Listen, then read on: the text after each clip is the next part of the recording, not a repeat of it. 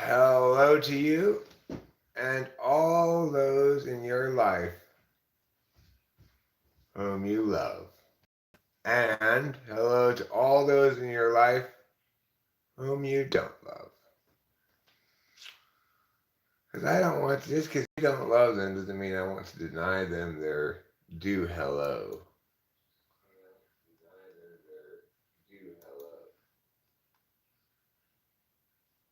Okay, well, anyway, it looks like we don't necessarily have the best internet in the world right this second. Yeah. But I think I know why.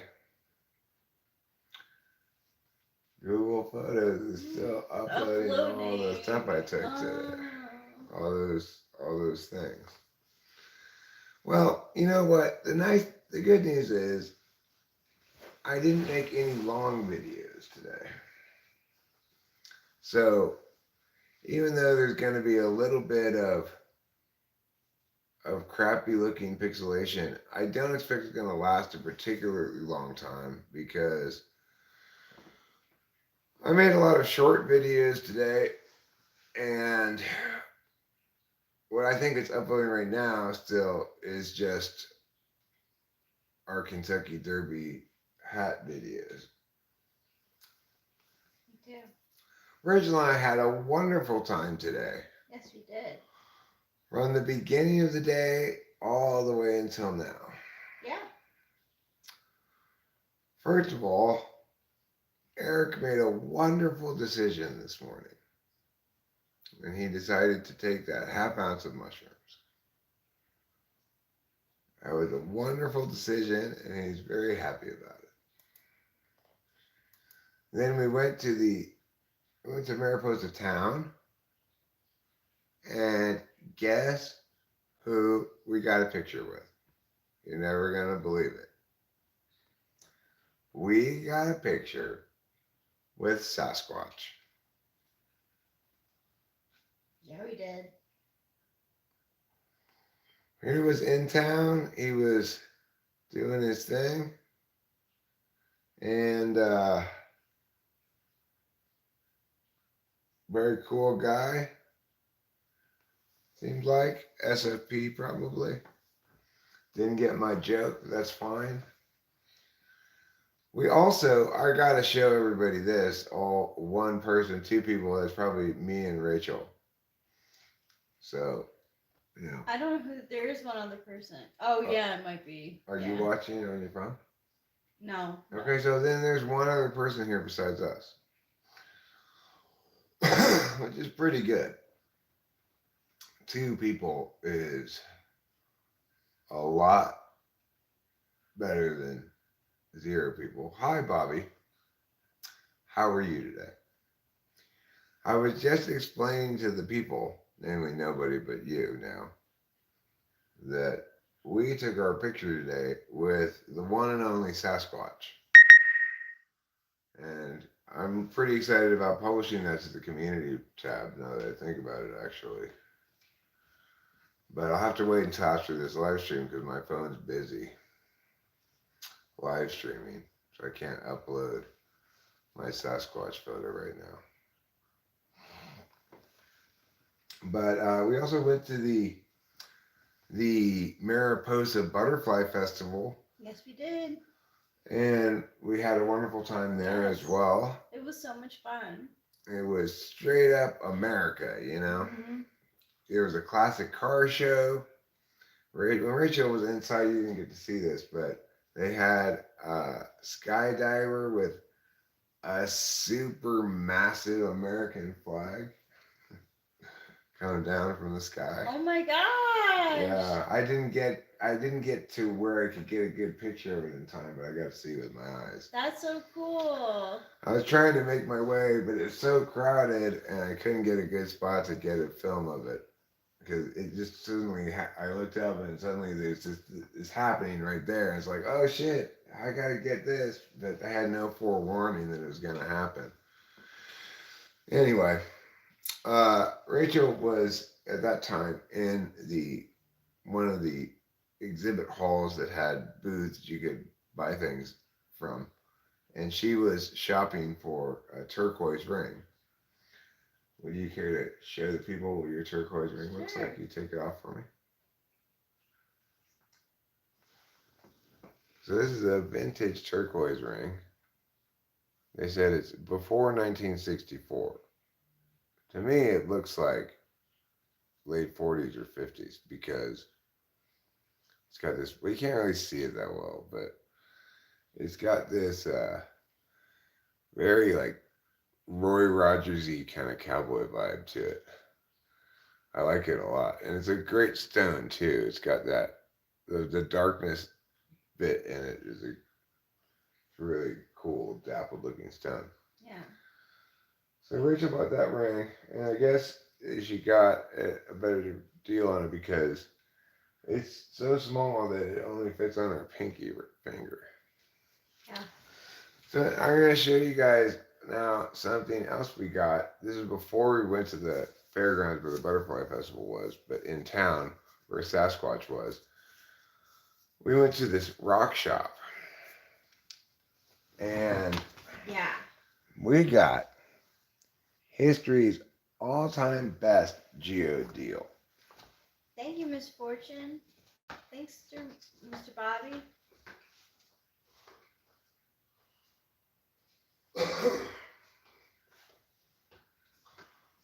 Okay, you guys are gonna be shocked Yes. by this. So the first thing I thought that I really liked was this little geode here. And I was like, oh, that's really cool. It's only $10. Well, that's a good price for this geode. I'm gonna get it. This is at $10 for this super nice geode. Yeah. That's a good price. Good price. And then I found this for only $20. Yeah. It's a really good price. And as you can see, this geode has a lot of big D energy. Oh. So it's like this was a good deal, but in the range of normal. This is insane. I've never seen a geode deal that's this good. And I've been to a lot of rock stores. So we're just like, I'm buying that for sure. Yeah. It felt right. Yeah, it did. It's cool on the bottom too. Oh, yeah, it's real. No, it's a real rock. It's a real geode. Yeah. This little rock store in town is an interesting rock store. It's not open very often.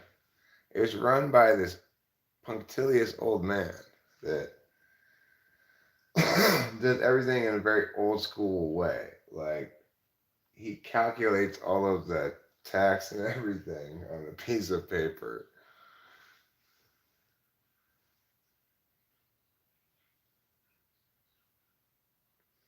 Yeah, I know. I would expect to see that for a minimum of 50 or $60. Yeah.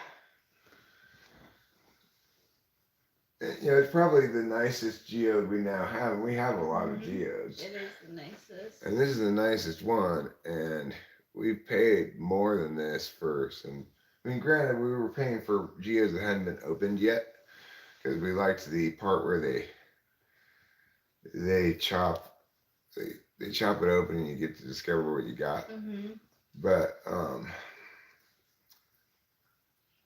we none of the geodes we have that have cost more than this one are nearly as good as this one, I think. Yeah, I agree.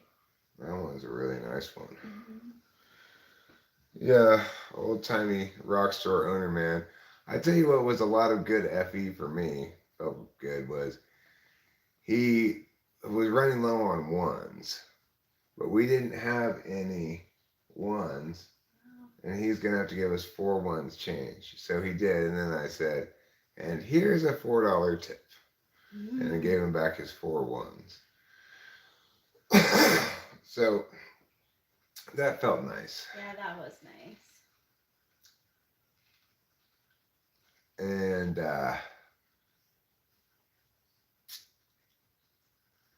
he was doing a pretty brisk business in there today. He was. It was pretty crowded. Apparently, the store is affiliated with the Sasquatch.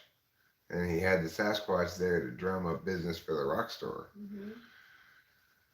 And it was very successful because he had a lot of people going to the rock store. And the way he had it set up to drum up business also was the Sasquatch just said to people who took a picture with him, "Can you go scan my code thing over there?"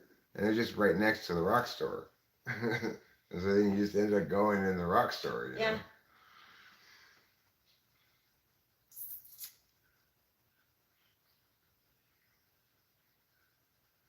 So yeah, we're pretty stoked about that rock. And then like I just cannot say enough about how delightful Mariposa is. It is such a wonderful place. It's like at that festival, I made a little short saying, believe it or not, there's still America in California. Yeah, there is. It's right here in Mariposa County. Once you leave Mariposa County, things just get shittier the further away from Mariposa County you get, it seems like. But here in Mariposa, everything's golden. It's so gorgeous around here right now. It's oh my gosh. just mind blowing. It really is. I gotta upload some shorts from earlier today actually. Of we stopped by this people's house that have this like orchard of fruit trees, and the view this morning with like the mists and shit, it was just ah, it was so gorgeous. I stopped and took a bunch of pictures. I mean, too good to be true, Bobby. You mentioned here about the rock. It seems like my whole life right now. It's too good to be true. But it is true.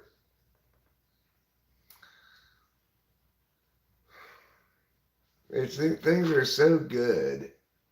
I feel so happy to wake up every day, that I almost don't want to get like when I didn't get my speed on Friday, I was kind of fine with it. More than kind of fine with it because I know how the amphetamines impact my emotions and sort of hijack my normal emotional ways to make me either kind of irritable but productive, occasionally with the right mix of weed, speed, and benzos, you can get a real good, like, happy time going on. But speed doesn't make me happy. And it sometimes makes me unhappy, or at least it doesn't make me unhappy, but it unmakes me happy. Like I would be happier if I weren't on it. But on the other hand, I'm ready to get it on Monday because there's a lot to do in the coming couple of months. A lot of stuff to do. And I have to chip off all that gray stuff off of the wall outside.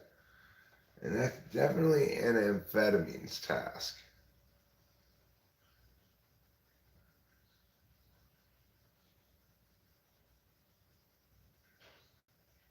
Oh.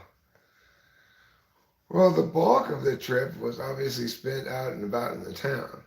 I was very pleased. The reason I'm so glad I took mushrooms this morning is because it was kind of a 50-50 proposition as to whether it was a good idea. Because I definitely wanted to go to the festival.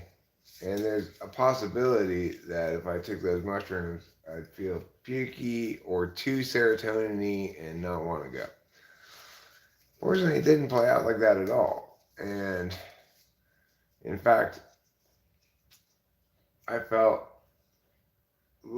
I felt like I was tripping less hard than the last time I took the same mushrooms when I took half as many of them.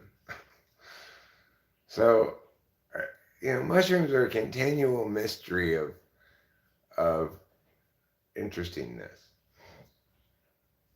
Now, if you haven't seen already my shorts from today, please do check them out. But most of all, I want everybody to look at this Sith Lord one. This lady looks just like a Sith Lord. It only has 2 views. It has the fewest views of all of these.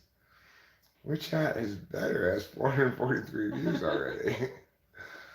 Peter Pan interviews Mandy Pope has 867 views. But this is the one I want to share into the link here. It only has a very small amount of views, even though it's very great. So, here you go.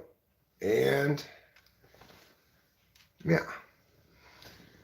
Check out that lady from the Kentucky Derby. And tell me she does not look like a Smith Lord.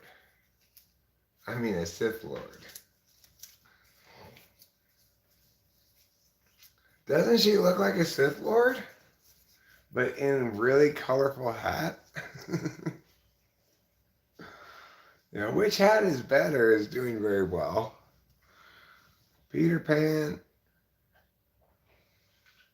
Hey, that's my Meemaw.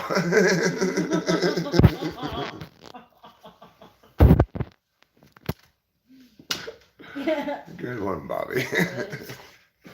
I'm gonna go smoke a cigarette.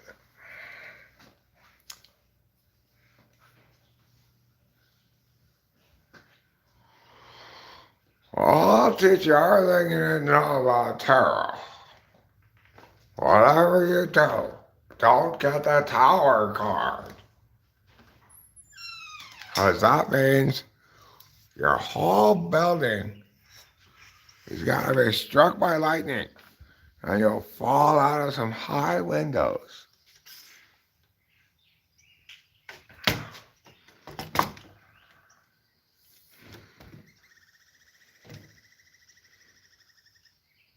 Whatever you do, don't get the tower card. It guarantees doom.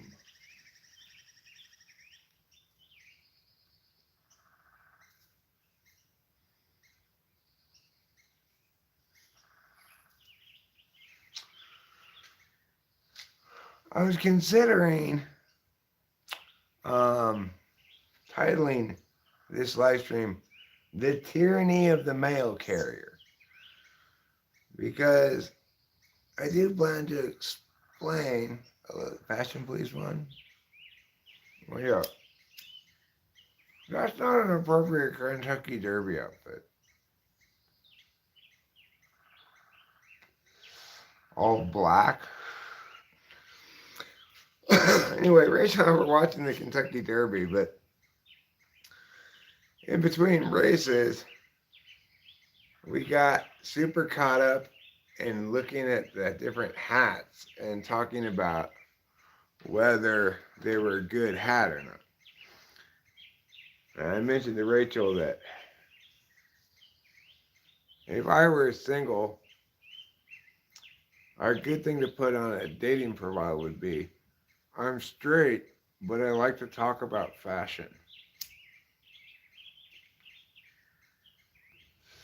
Because I think girls like to talk about fashion. I think Rachel and I both enjoy talking about fashion a lot. So if you're a straight man out there who likes fashion, like I do, I mean, I don't like fashion, like, I don't like reading Cosmo or whatever, but I like critiquing other people's clothing choices. I don't particularly pay attention to my own fashion very much, but I'm quick to judge others.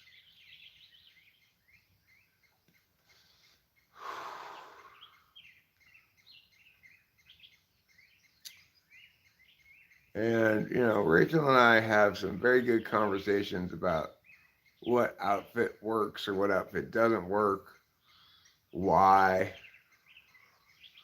Like there was this one lady at the Kentucky Derby who clearly, she was British, okay, so she gets a bit of a pass. But she had clearly made her hat match her outfit. That's backwards. Kentucky Derby Day means you have to make your outfit match your hat. Hat first.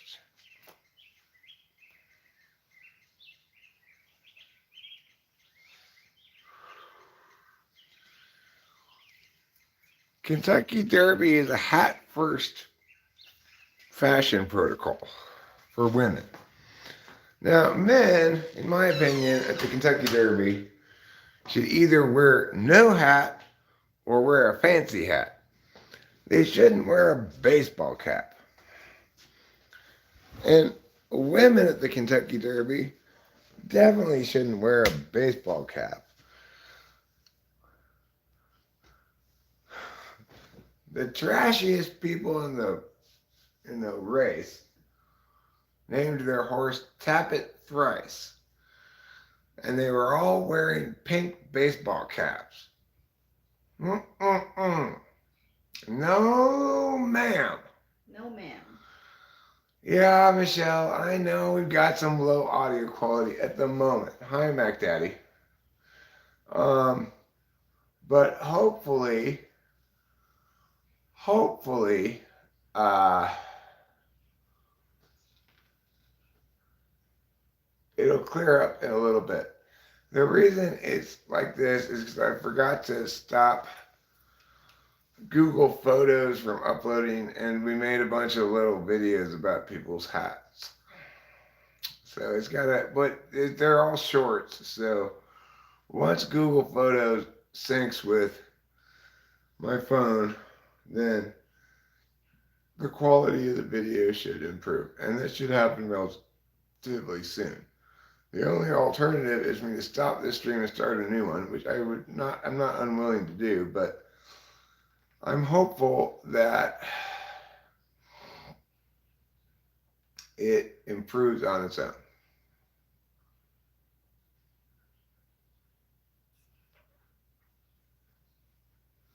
Kentucky Derby hat, Coronation hat, or Sith Lord? that's that's an excellent title, Winston's mom. I gotta say, that is a truly excellent title. It's true. I made the healthiest food for a gathering. No one wanted it.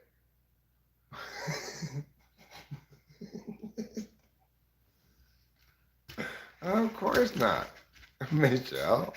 Nobody wants healthy food. Healthy is just a. It's just a. What's that word I'm looking for? A euphemism for bad.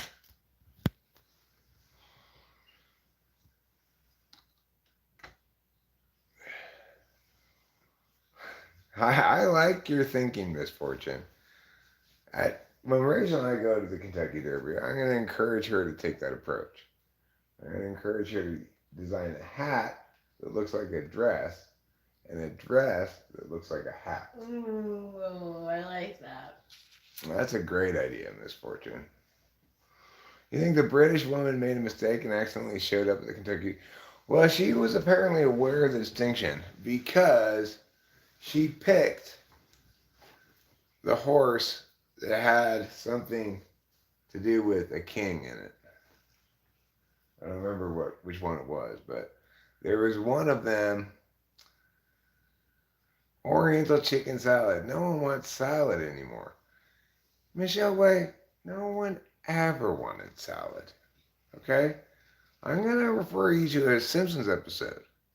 I'm going to sing the song that they sang to Lisa Simpson when she tried to serve salad at a barbecue. You don't make friends with salad. You don't make friends with salad. You don't make friends with salad.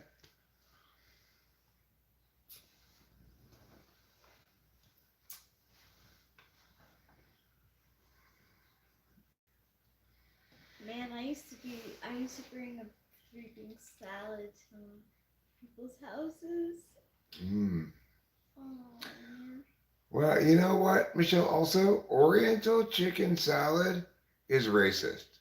You have to call it slanty-eyed chicken salad now.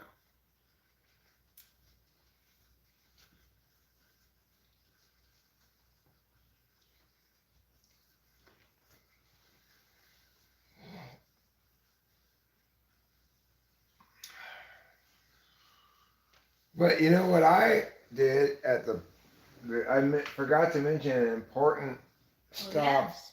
in our butterfly festival. While Rachel was looking at rings at that store, I went and bought this little pie. It's delicious. It's an apple pie, supposedly, but I got it home. It turns out it's really a muffin. Yeah, it's a big muffin. It's totally not like a pie at all. No. It said it was an apple pie. It tastes kind of like apple pie, but it has the consistency of a muffin. Mm-hmm. Apple cake. I know, Michelle Way, it was a joke.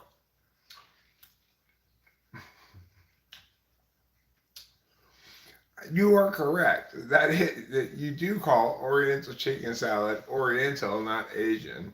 You call the people Asians, not Oriental.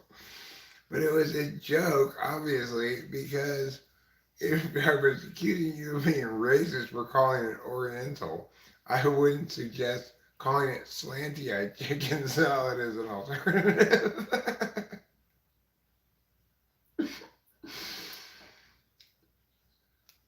Okay. Sounds good. Here's what I have to say for all of the Asian people in the world. Dambe pinan shiganida. Let's go smoke a cigarette. That's good. Mm-hmm. Because one thing that Asians get in general is that smoking is good.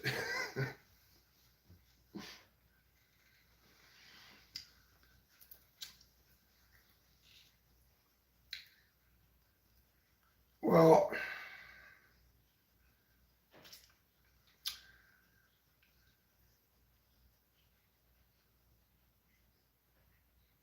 yeah, you should stop saying you like your women Oriental. But it's okay to say you like your women Occidental. You're being very politically correct because it's Asian Pacific. Asia. Is it API month? Yes. API Pride? Yes. I am so proud to be an Asian Pacific Islander. It's like Asian and Pacific Islanders. They No, together. they're all to be just one thing. I don't care if you're from Japan or Korea or Hawaii. You're all Asia Pacific Islander.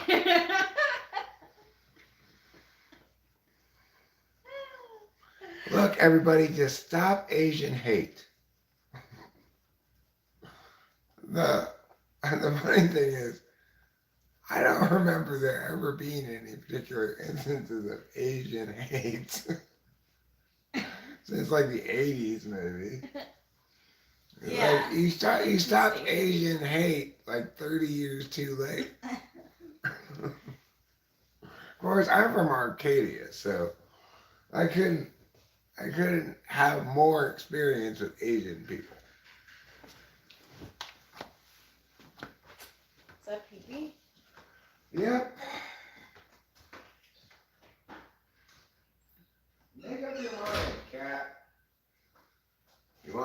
inside or outside? You You don't need to play in and out kitty all the time. tell her.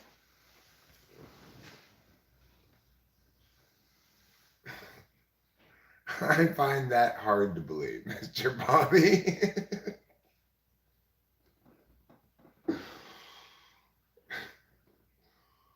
Do you think maybe it was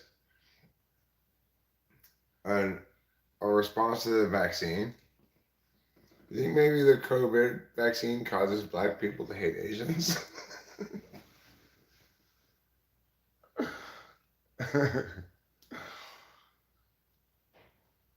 Well, there is one old Asian lady I periodically fantasize about smacking around. And that's my ex-boss, Laura Lynn. Man, she's a bad lady. She's the one who bought you the tickets to Monday Paul's musical. Yeah. Oh.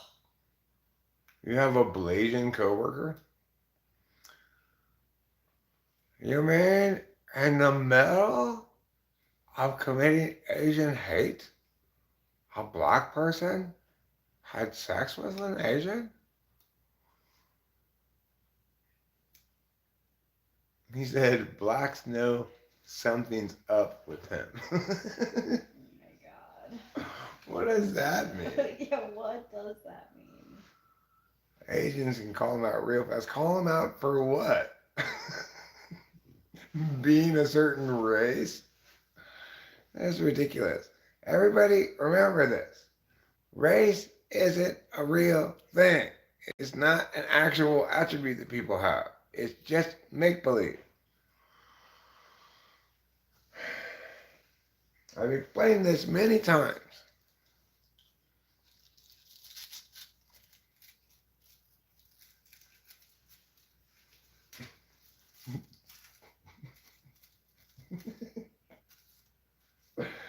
Well, I am learning so much about race today. For example, I didn't know that black guys make beautiful little girls. Now I do.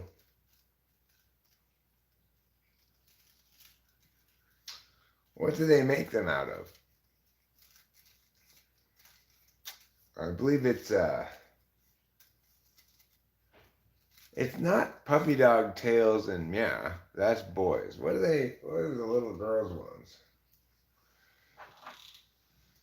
You know that saying, like boys are meow and puppy dog tails and meow meow? You know that saying?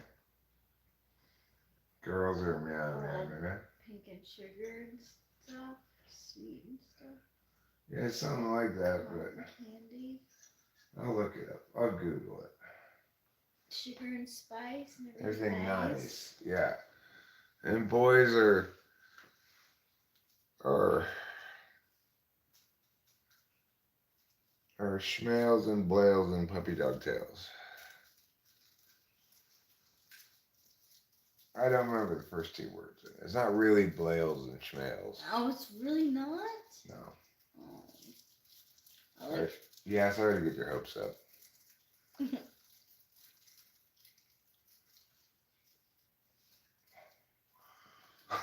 Not by me, Michelle, by YouTube, I'm sure. YouTube's very fussy about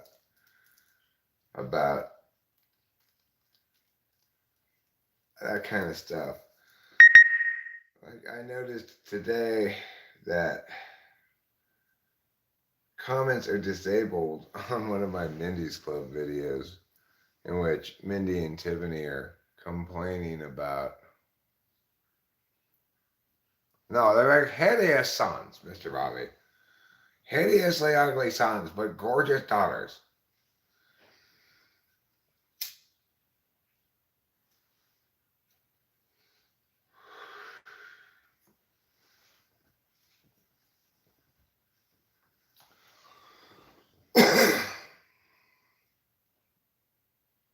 Anyway,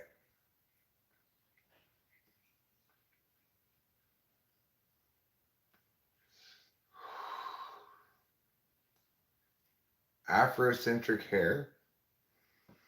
Have they tried straightener? That's how to make their wrong hair more correct.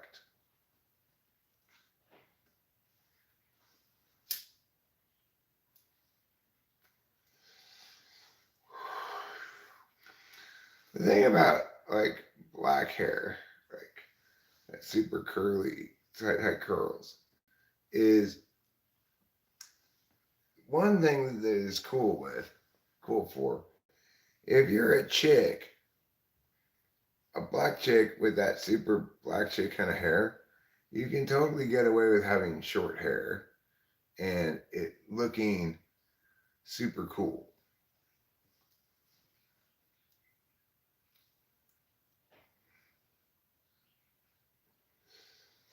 Our neighbors across the street back when we were in Arcadia, they have 3 kids. And their youngest daughter, who's now like maybe 18 or something, she has the raddest hair. I don't know how she got it from those two parents.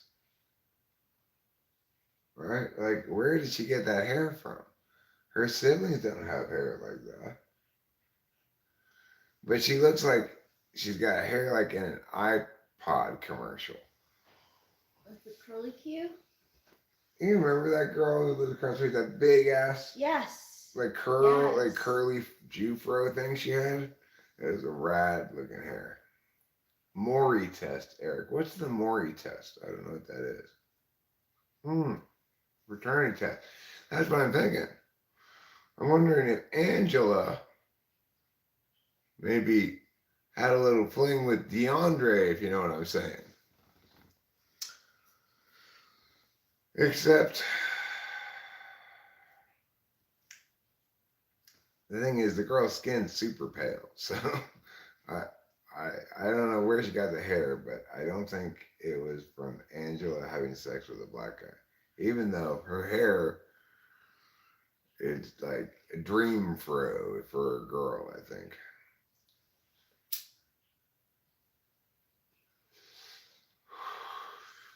Yeah, well, Maury Povich is a serious investigative reporter like Geraldo Rivera.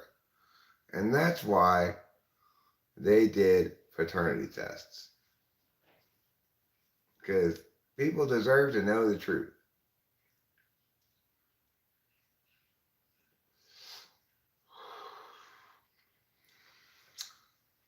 Are you talking about Cash Me Outside?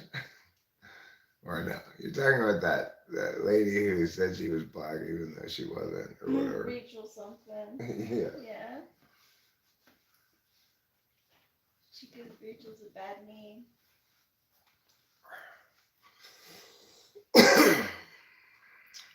Well, that lady did beat me to the transracial punch, I guess. But she did it all wrong. That's not how you be transracial. You have to be fluidly transracial. That way you can be whatever race you need to be as the moment calls for it. I'm sorry, but this is just for Native Americans. Oh, I'm Native American.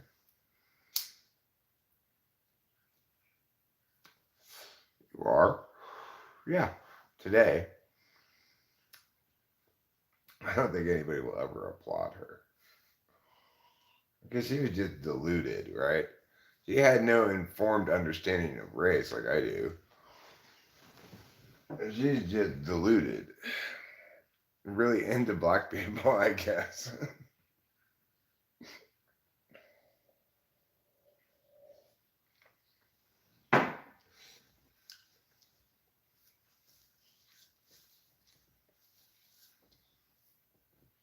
I gotta say though, do we really want our girls to have everything nice? I think we want a little bit of naughty in them. Sugar and spice are both fine.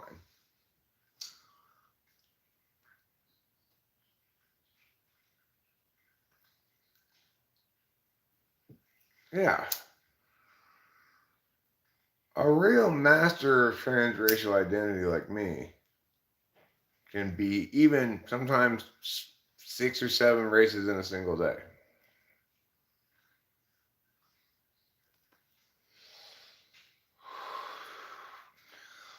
Oh, it's frogs and snails in puppy dog tales. I don't mind so much the first two, but I worry about the dog who lost his tail. Maple and brown sugar. Maple and brown sugar is one of your favorite instant oatmeals. It's one of my favorite instant oatmeals too, Michelle. I think it's kind of like the grandfather king of instant oatmeals is maple and brown sugar. Yes. The other flavors, they can do maple and brown sugar very easily. When they try to instant oatmeal some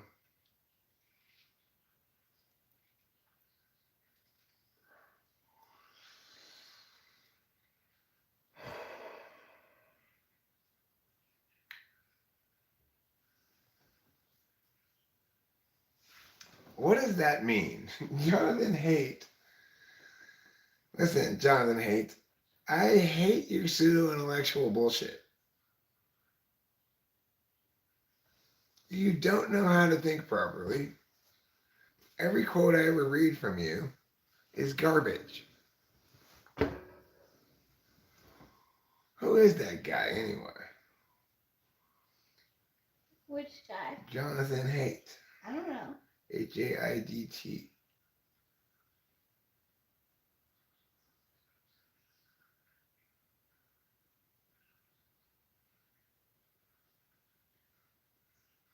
The emotional tail wags the rational dog makes a lot more sense.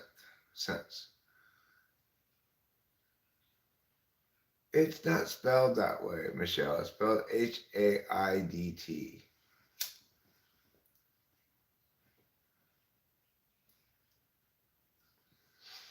I think he's a typology guy.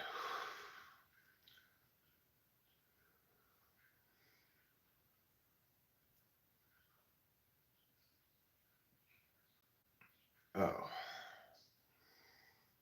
Well, whoever he is, every time you put one of his quotes up, it makes me go, this guy's an idiot.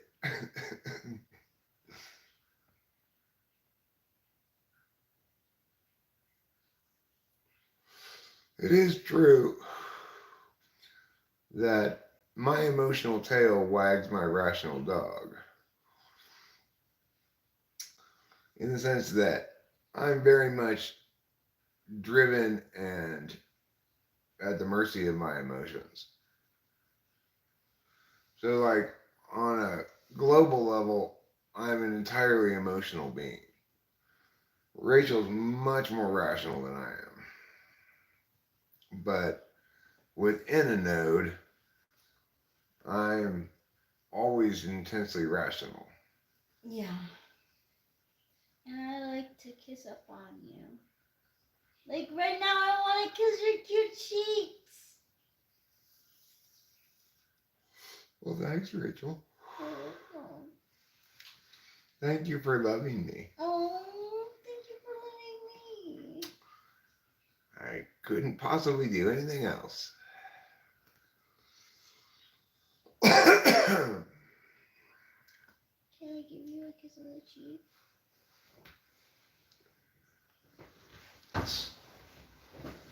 Oh, Haigt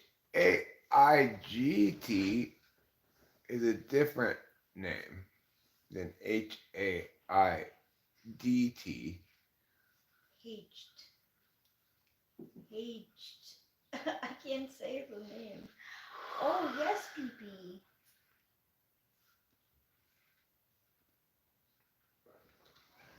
I mean, the thing is, when you write a book titled something like The Coddling of the American Mind, it automatically, the first thing it does, it's made a fallacy. It's positioned this metaphor in a way that requires there to be an agent to do the coddling, where there is no agent. I'm sure the entire book is nothing but a reification fallacy.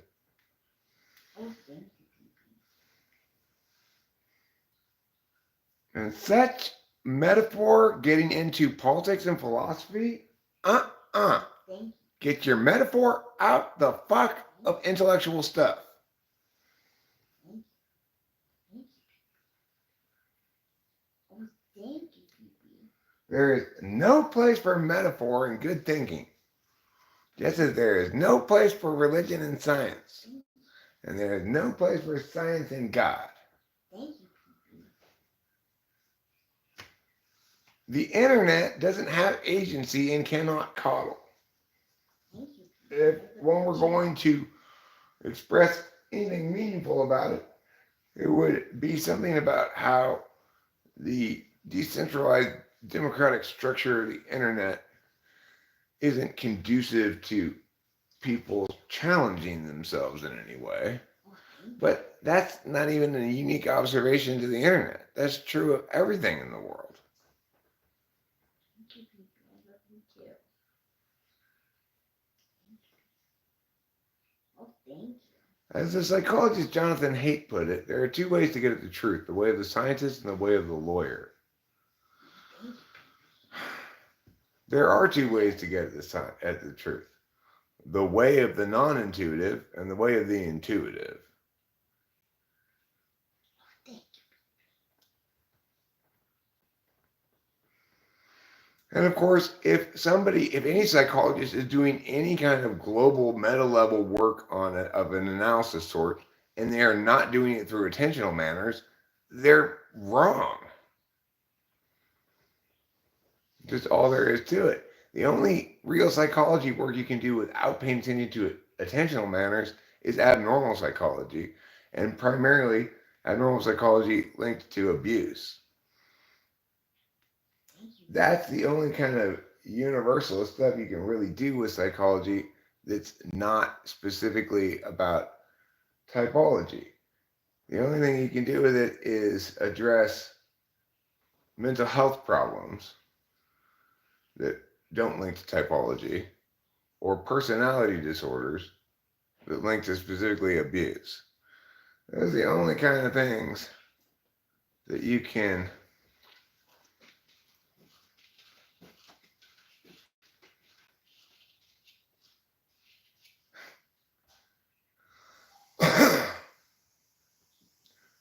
I wonder why Jonathan Haidt believes he knows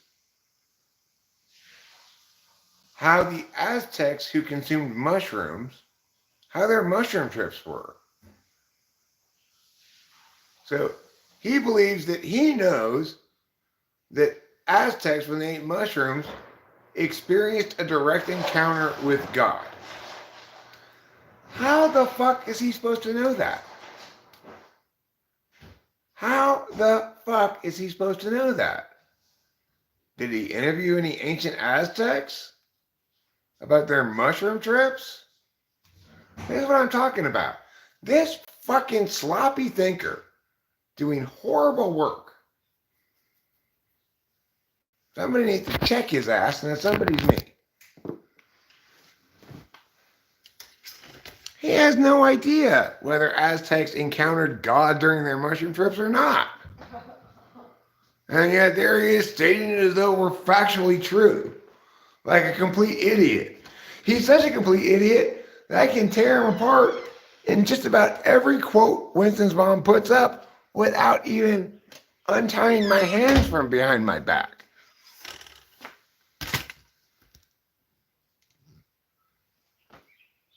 So, yeah, Jonathan Haidt, take both of these, motherfucker. You earned them.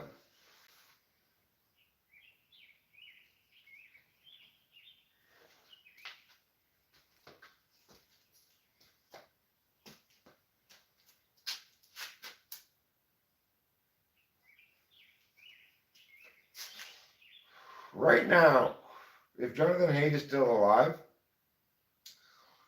his butthole is feeling sore because I am ass fucking him so hard.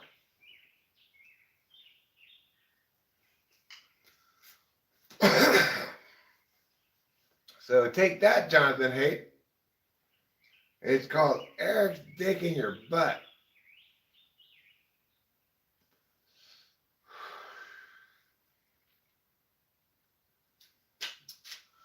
Metaphorically. I mean, it's like the ancient Aztecs always said. When you take mushrooms, it's like fucking Jonathan Haidt in the ass.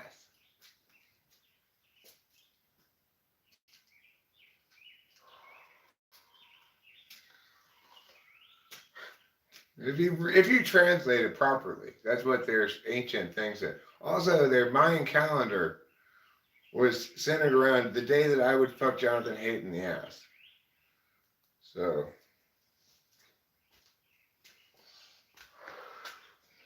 that's why it ended today. That's why the Mayan calendar ended today. It's not because the world came to an end today. It's because today was the day when I fucked Jonathan Haidt in the ass.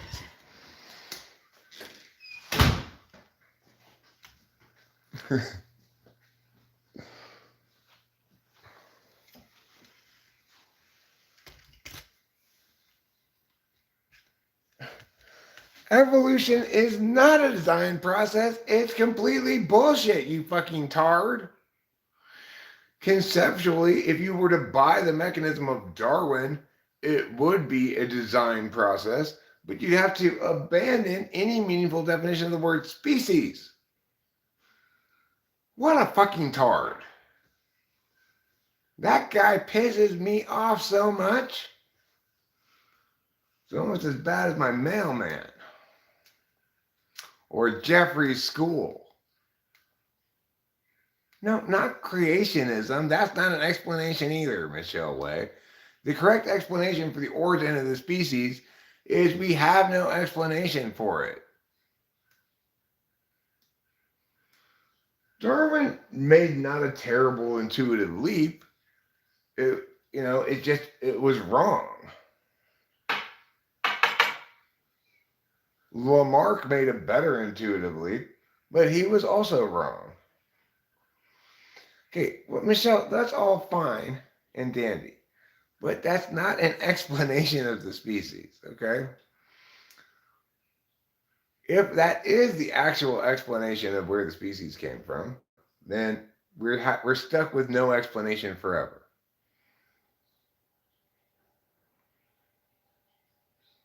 Well, Jonathan Haidt is correct that you can't change people's minds by utterly refuting their arguments. Where he's wrong is in thinking that that's your goal. Your goal isn't to make them change their minds, it's to make them make better arguments in defense of their own wrongness. It's not an explanation. God made everything is not an explanation, okay? It's the absence of an explanation wrapped in God made everything. It's the same thing as spontaneous generation as an explanation for maggots on meat.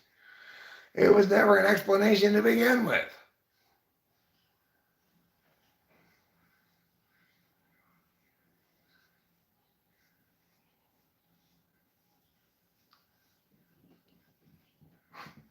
Human beings are 90% chimp and 10% bee? Really, Jonathan Haidt? Which are you, more chimp or bee? I think you're more like a bee, about as intelligent as a bee. Personally, I'm 100% human and a genius and not a tard like you.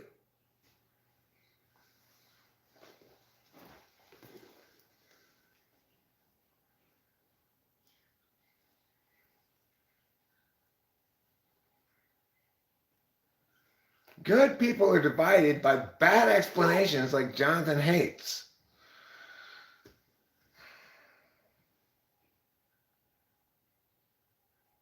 That's such bullshit. Groups create supernatural beings. Groups don't create supernatural beings. Since when does a group create a god? Can you cite a single example of that? No. Does he give a fuck? Apparently not. Should he? Absolutely. Should everybody have no respect for this tard? Absolutely.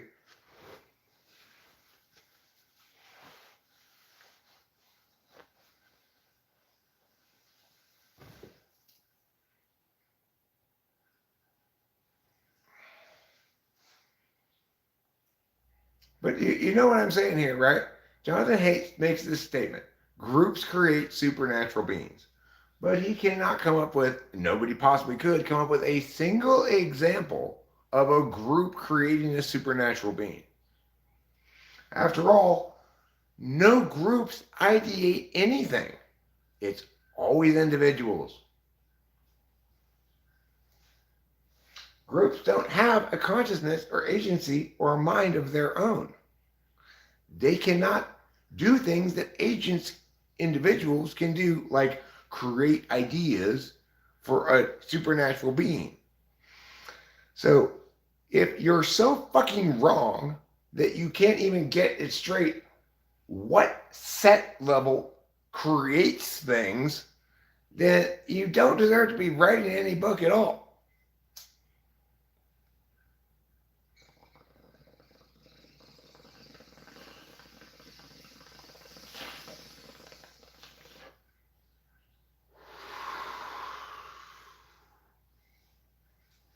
I mean, talk about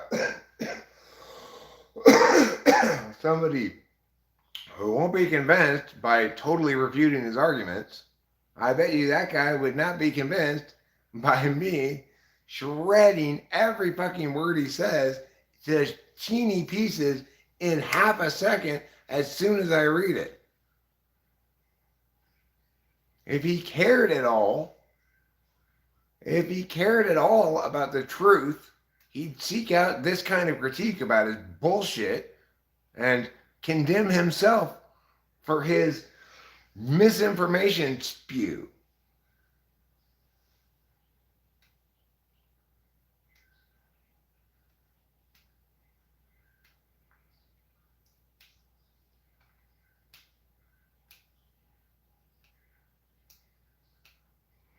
Never let your sense of morals prevent you from doing what is right.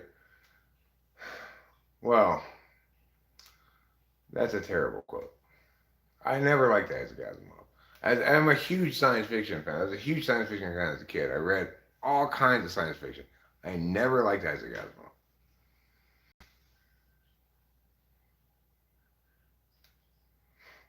Voltaire, on the other hand, is awesome. It is forbidden to kill. Therefore, all murderers are punished unless they kill in large numbers and to the sound of trumpets. Now, Voltaire is a smart person. Isaac Asimov, dumb. Voltaire, smart. Jonathan Haidt, dumb. Voltaire, smart.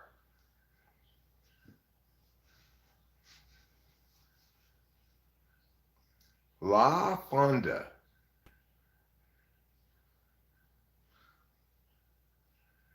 On another note, my next dog is going to be a standard black poodle. Her name, La Fonda. Well, if you want to name your dog La Fonda, you go right ahead and do it. This is still America, the land of the free, home of the brave. Winston's mom, actually attended, though I do not remember hardly anything from it except for there's a little bit at the beginning, a lecture by Ray Bradbury. The only part of it I remember is him explaining why he doesn't drive.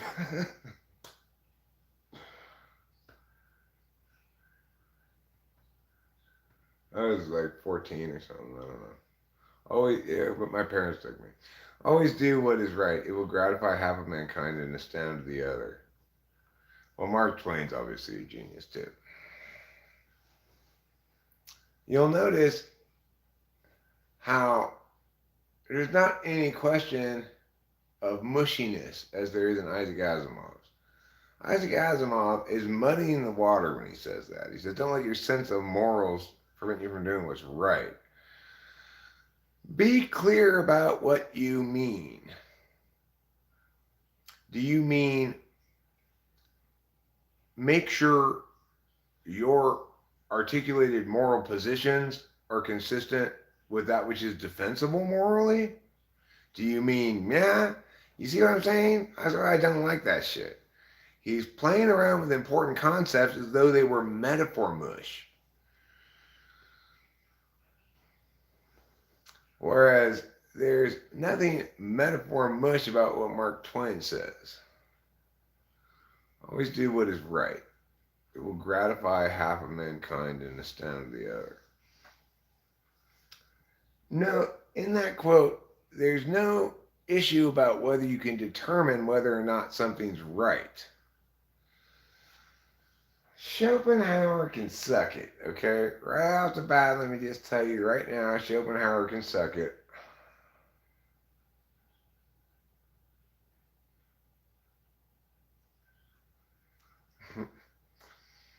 Well,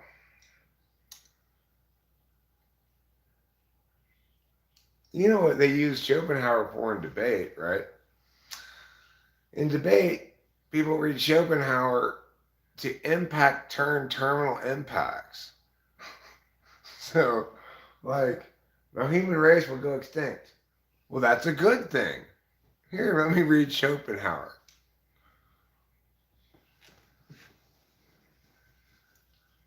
If you're ready to impact turn human extinction, you are not a good philosopher.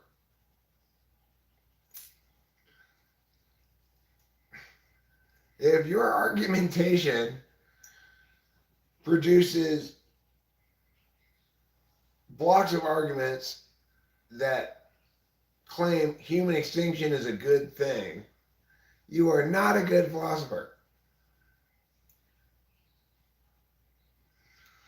Ray Bradbury was such an ISFJ. He was so obsessed with stuff that had already been written. And it turns out he was totally wrong about that, right? People have mostly stopped reading books, and it has not destroyed culture. Culture is as robust and alive and vivid and exploding in all directions as it has ever been. More so than ever before. Of course, Ray Bradbury wrote that stuff prior to the internet. The internet allows the metaphysical landscape to be interactive. Prior to the internet, it was all the metaphysical landscape occurred in print. So it makes a lot more sense in context of when he wrote that shit. But it doesn't make sense now. Why is it I feel I've known you for so many years? Because I like you, she said, and I don't want anything from you.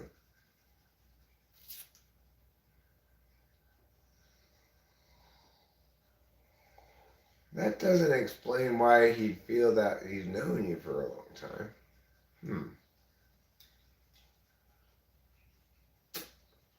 Well, anyway, I think Fahrenheit 451 is a pretty good book. Pretty good.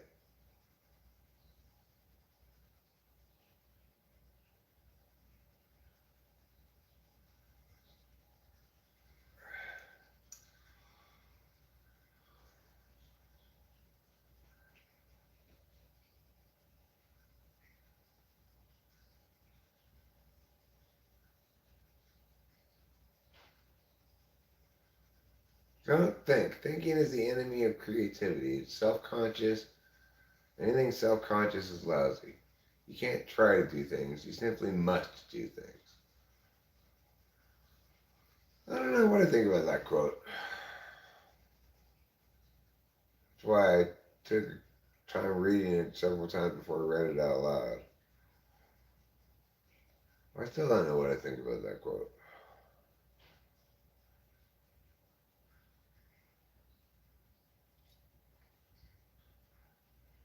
Mr. Bobby says he's not Catholic, but the other day I caught him with a string of rosary beads. So I'm skeptical. And I couldn't help but notice the massive statue of the Virgin Mary that he has in his front yard. That also suggests to me he might be Catholic. I mean, it's got to be 80 feet tall. Purportedly, it cries blood. But, the skeptics out there say,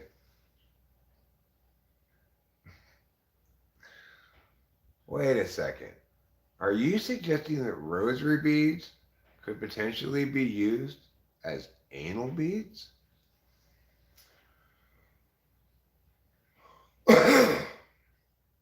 Well, not for me. As a long-time member of Anal Wreckage Anonymous, I wouldn't even feel a rosary bead slipping in there.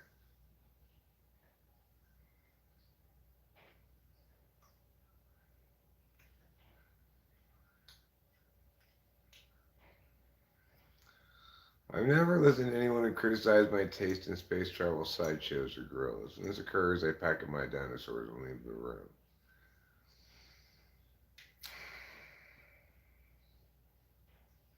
Yeah, well.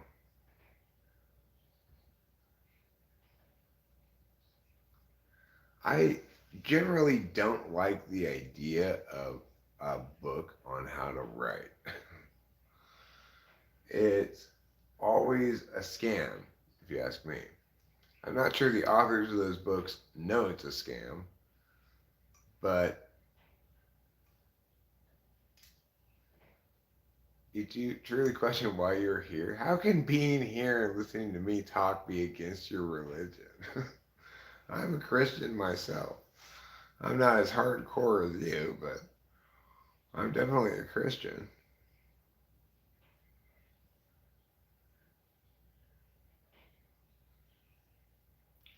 That huge booby trap rock in Indiana Jones was actually an ancient Mayan anal bead? Now that's more my size of anal bead.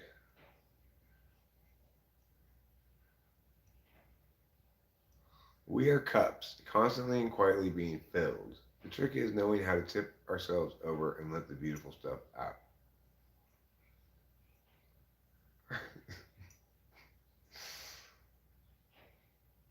Filled with what? Beautiful stuff? And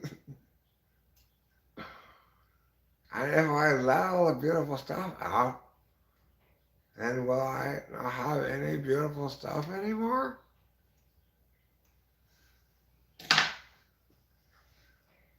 What is this beautiful stuff that we're being filled up with? Is it cum? I think it might be cum.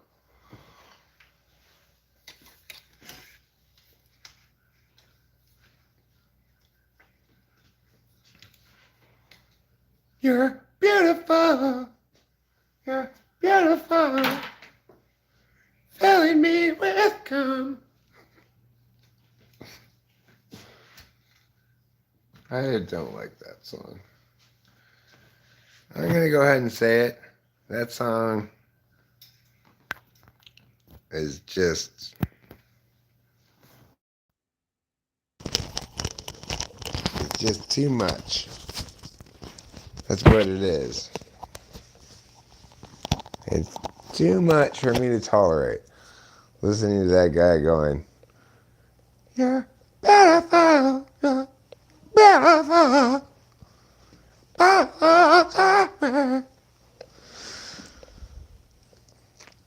I'm sorry. I'm not gonna, I'm not buying that song.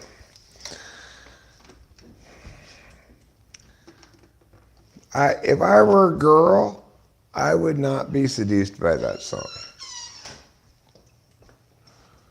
I'd be like, okay, I'm beautiful, but can you stop singing like that, please? Yeah. You sound like a bird. You sound like some kind of wild bird who's got something stuck in its throat.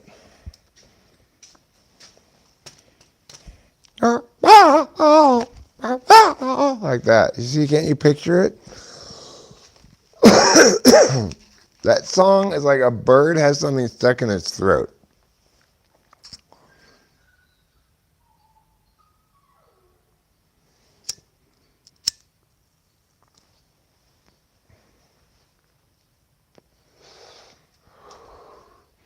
What song would turn you on as a woman? Let's see.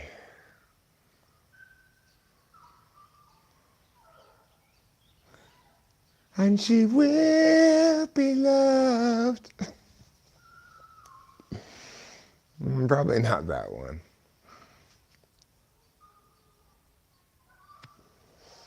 Maybe,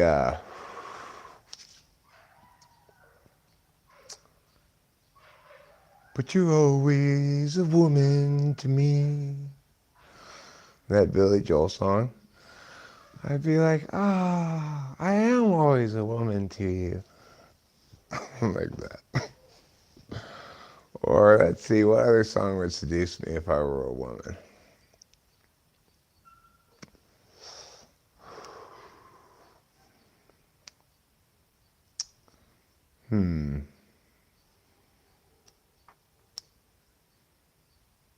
How about Love Ain't No Stranger by Whitesnake?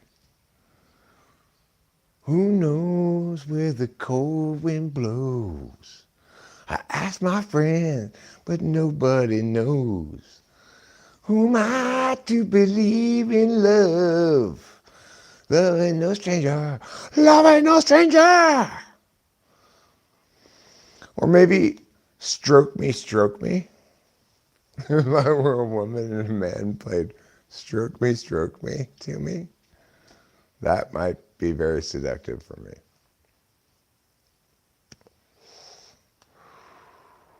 Now I know the song that would seduce me most of all would be Hall & Oates' Your Kiss Is on My List. You mean my kiss is on your list of the best things in life? Oh my gosh. Have sex with me now. Or possibly, I think maybe I'd be most seduced by We Did It All for the Glory of Love by Peter Cetera. Although I'd be confused, I'd be like, what is all the stuff that we did for the glory of love? And then Peter Cetera would be like, you're about to find out. And I'd just be putty in his hands.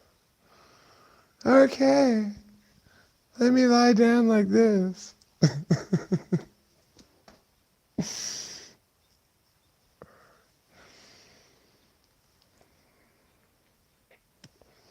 Peter Cetera, I imagine, is a very gentle lover.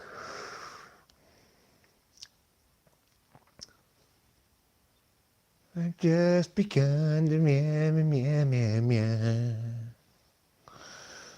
And after all has been said and done, you're just a part of me I can't let go. Everybody needs a little time away, just for a day, from the one that you love. Hold me now.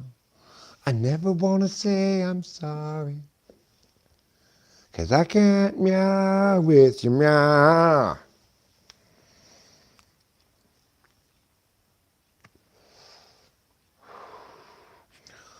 I'm a little concerned, though.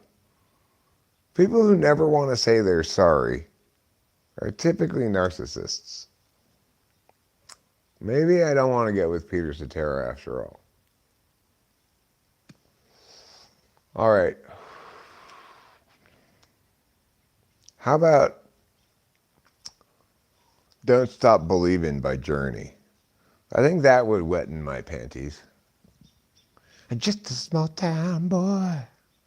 You are just a small town boy. And I'm the girl in this song. That's what I think I'd be like if I were a chick.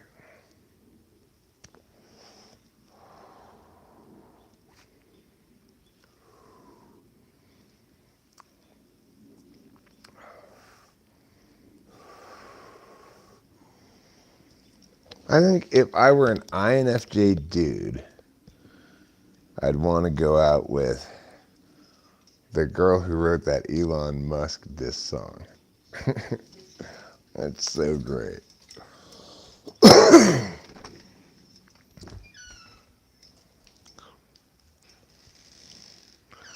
It's one of the greatest diss tracks of all time, if not. It's like tied with one of Eminem's diss tracks.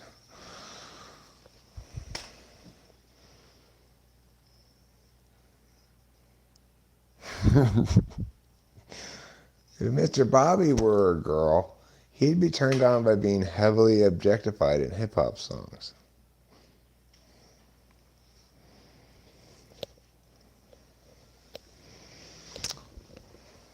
Well, you know,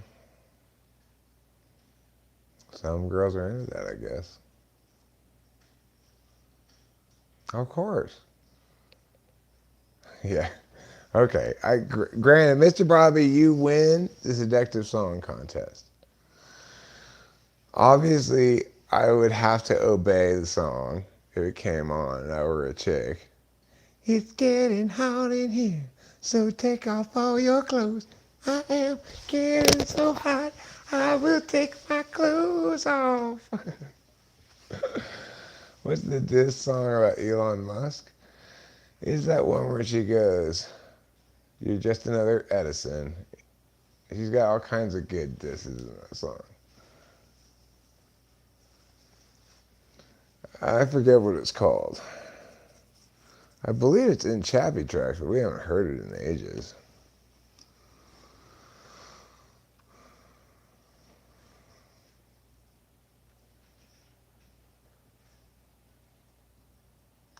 Yeah. He hired some girl to come in and sing.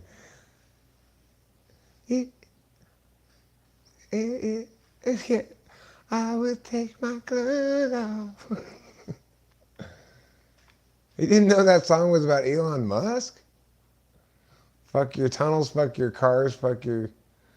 Yeah, and fuck your cars again?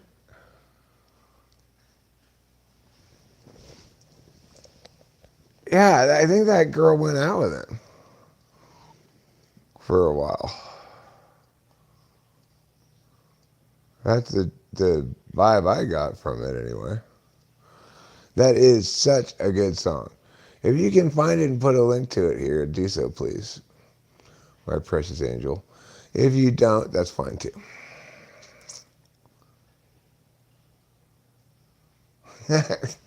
That is mind blowing, Rachel. I cannot believe you did not know that song was about Elon Musk. That's mind blowing. Everything in the song is clearly about Elon Musk. That's funny. Okay, who did you think he was talking about?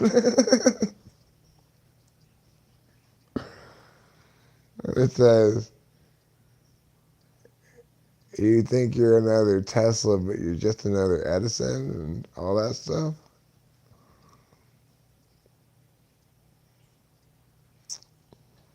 You just thought it was a general critique of Silicon Valley or something? Well, it's definitely about Elon Musk. And it's one of, if not the greatest diss track of all time. That chick is clearly an ENTP. And she fucking kills it. She brings pride to our type. She kills it like nothing's ever been killed before.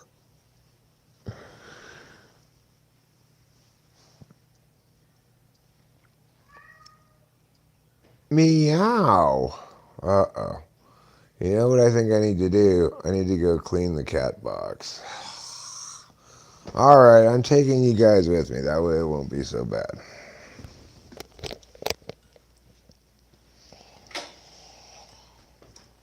The longer I wait before cleaning the cat box, it gets exponentially worse. It's like proper cat box maintenance. You gotta scoop that thing really like 3 times a day.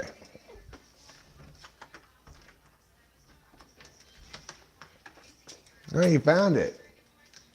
Rachel found that song. She's listening to it right now.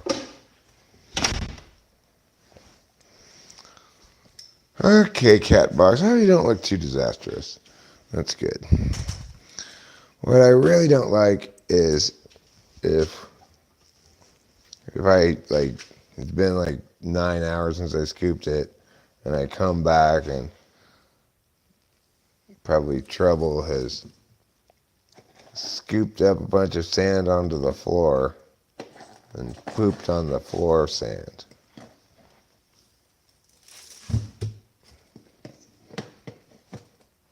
He's like, I'm not pooping in this old dirty thing. I'm going to make a new poop area outside of the box.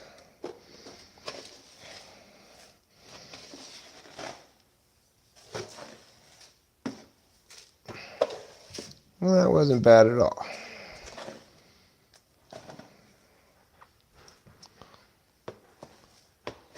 Now, I've learned a lot about cat boxes since I've been here because I never had a cat box before. My cats always went to the bathroom outside like cats are supposed to. But I will share with you this handy tip. Don't let the level of the sand, the cat litter, go down too low. Because you want to make sure that when they go pee, it doesn't reach the bottom of the box. And Trouble, he pees and poos like a human being. He's got a lot of pee and a lot of poo. So if the litter's not deep enough, hi Trouble, there he is. He's waiting. He was waiting for the bathroom to be cleaned, I guess.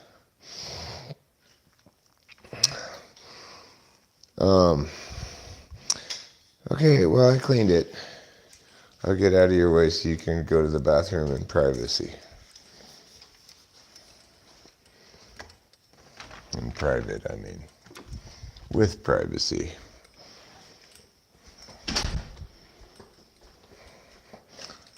So Rachel, upon listening to that song, Yeah. was it pretty obvious that it was about Elon Musk? Now it is. Yeah, I can't believe that I had no idea. Yeah, I can't believe it either. It's like, now do you realize just how genius with this song that is? Such a good, yeah, it's such a good track, and he needed one. Yeah, he totally needs one.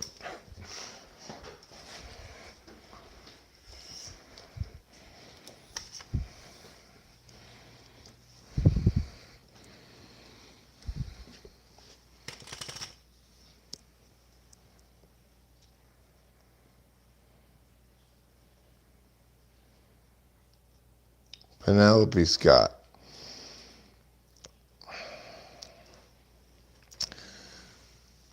Penelope Scott will make an ideal partner for some INFJ male because she's killing it as an ENTP chick.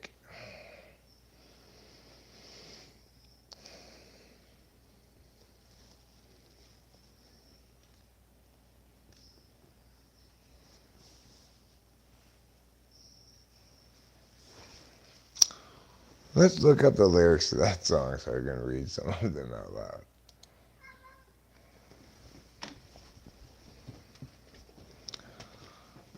Penelope Scott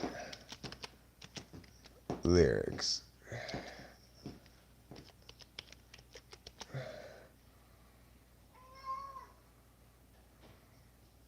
There it is.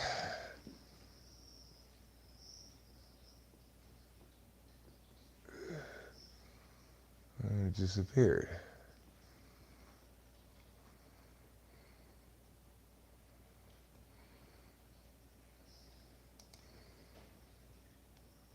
I come from scientists and atheists and white men who kill God. They make technology high quality, complex physiological experiments, and sacrilege in the name of public good. They taught me everything just like a daddy should.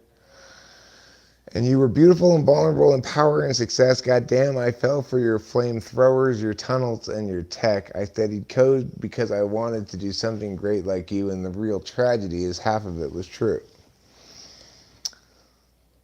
But we've been fucking mean, and we're elitist. We're as flawed as any church, and this faux rad West Coast dogma has a higher fucking net worth. I bit the apple because I trusted you, but it tastes like Thomas Malthus. Your proposal is immodest and insane, which is such a brilliant fucking reference. And I hope someday Simers rides her fucking train. I think that's his new woman or something. I don't know. I loved you, I loved you, I loved you is true. I wanted to be you and do what you do. I lived here, I loved here, I thought it was true. I feel so stupid, I feel so used. I was your baby, your firstborn, the hot girl in your comp sci class, and I was Darwin's prep school dream. Bred, born, and raised to kick your ass. I fell for circuit boards and rocket ships, pictures of the stars. If you could only be what you pretend you are.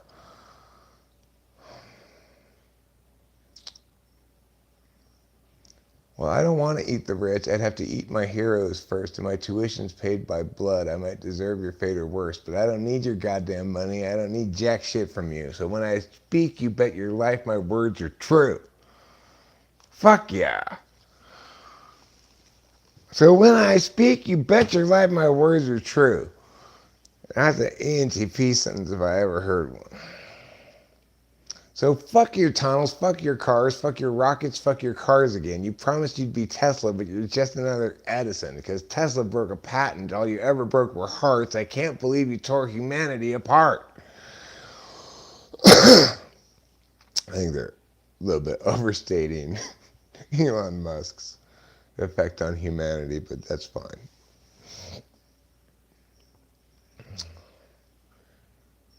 But how, like, this has got to be the best 4 lines of diss ever.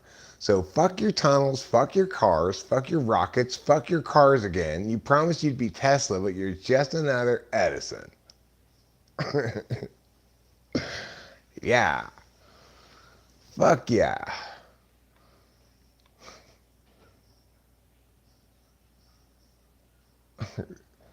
I don't know why I'm getting these ads here.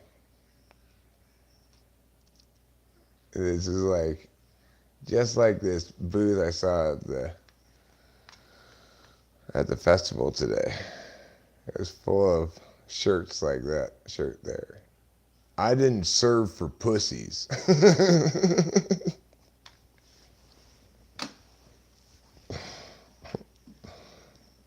You know, you can pry my gun from my cold dead fingers, that kind of thing. And also like, hooray for Trump.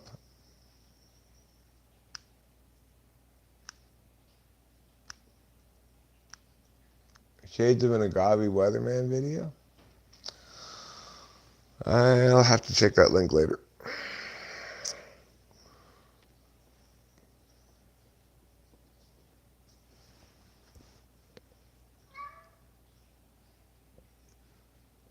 She said it's not specifically about one person, Musk. It is specifically about Musk, whatever the fuck she says. It's obviously about Musk. Everything about it is about Musk.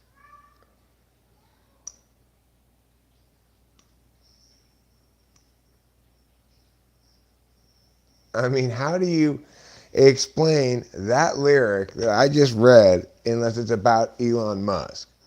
Fuck your cars, fuck your tunnels. Fuck your tunnels, fuck your cars, fuck your tunnels, fuck your rockets, or something like that. You know, fuck your cars again. You promised you'd be Tesla, but you're just another Edison. How could that possibly be about anybody but Elon Musk? Yeah, it's kind of like Liberace denying he's gay at first. Yeah.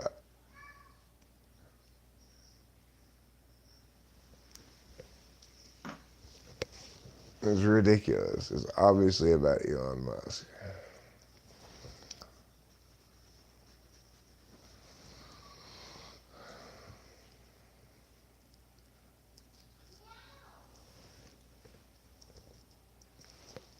Kitty Kitty meows a lot. Is meowing at Rachel right now. Every time Trouble meows at us, we always say meow back to him. Rachel's very reliable about it with her FE tool. She never doesn't respond to Trouble.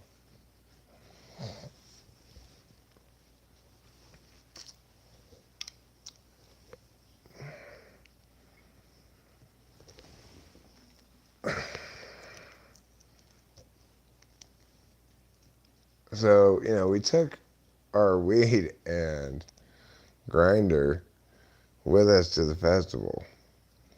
But then when we got to the festival, I couldn't find it. And I said, I could have sworn I brought it with us. I guess I didn't. I had brought it with us. It was just in the trunk.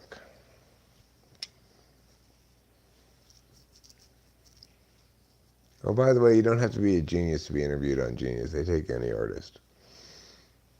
Oh, okay. Well, maybe they're kind of wrong there.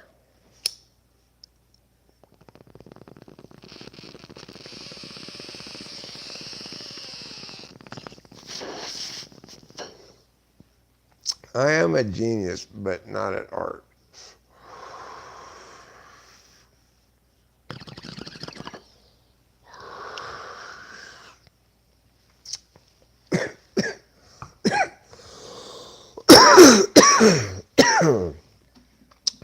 When it comes to music, I have a little bit of genius envy.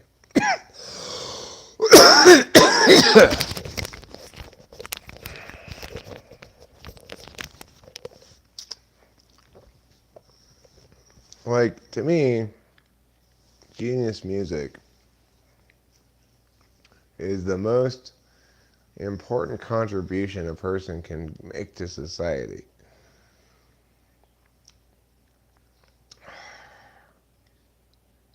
But I don't know if I can really reach that level of genius.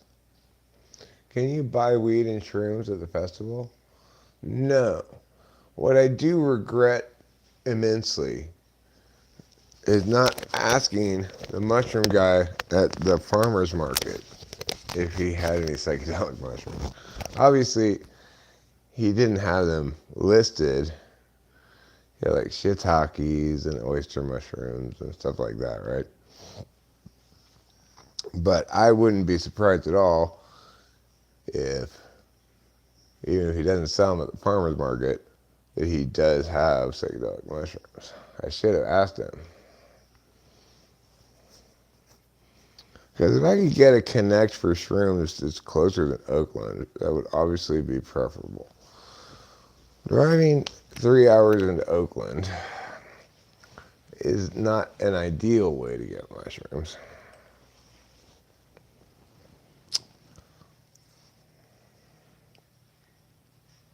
And for some reason, I don't seem to buy a lot of quantity of mushrooms when I go. Like this last time I just got, I guess it's because of the ATM limit inside the store. That's what it is. No, I think it's like $400 or $500. I didn't get that many mushrooms. Well, I guess I got like $300 of mushrooms last time. I should have. I didn't have enough cash on me to get more for some reason. Anyway, I should plan better with that shit. Like when I go to Oakland, I should go less frequently and get like half a pound or something. But I mean, that would be a lot, 8 ounces.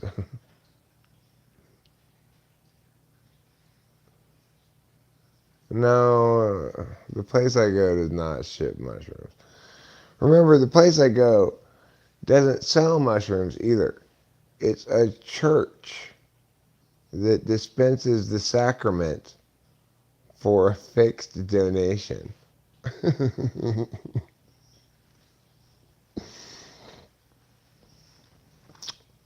So, like they have one person who is allowed to do the donation receiving, in other words, work the cash register, and everybody else isn't allowed to touch any money or anything.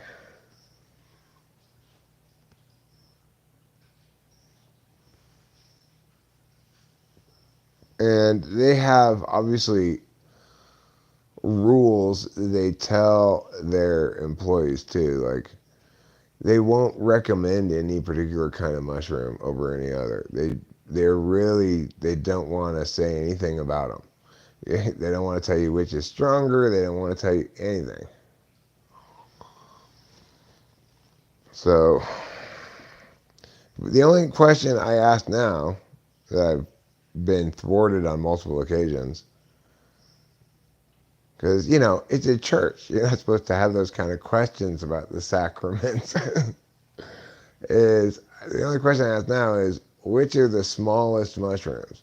Because I don't like those big ass penis envy mushrooms. There's a strain of mushrooms called penis envy, in which they have these huge mushrooms. But I don't like big mushrooms. I like small mushrooms. It's easier to eyeball like how much mushrooms to take or put in the pot.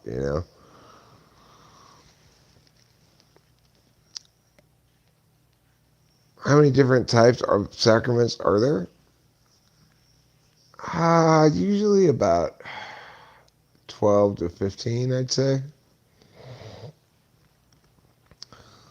They have two different price levels, and the price levels are based purely on scarcity and not anything else.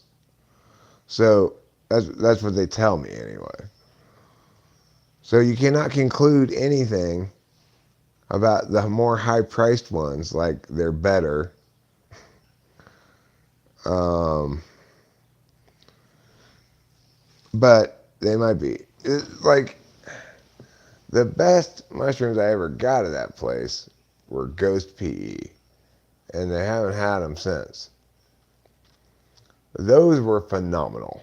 Those were the first mushrooms I ever got from that place, too. Do you remember those Ghost PE we had, Rachel? Those little, totally blue little mushrooms that we had? Those were the best mushrooms in history. Those were the mushrooms we took at the Madonna Inn, and you just had to eat like a couple of those. And they were so strong.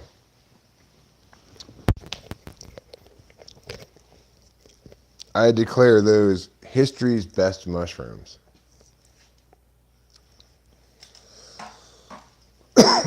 So if I ever encounter Ghost PE again, the thing is, that's a substrain. The PE stands for penis envy. It's a variant of penis envy, but Ghost PE, those mushrooms were very small. I didn't know it stood for penis envy until later. At first, I just thought, wow, what a cool name for some mushrooms. Ghost PE, like Ghost Physical Education.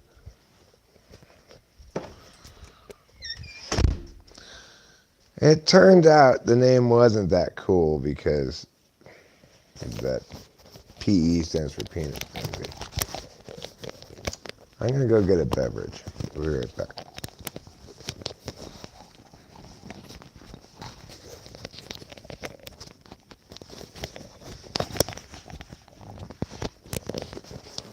If I could take this off anyway.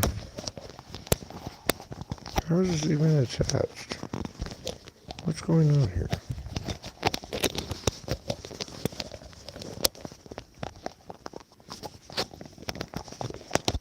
There.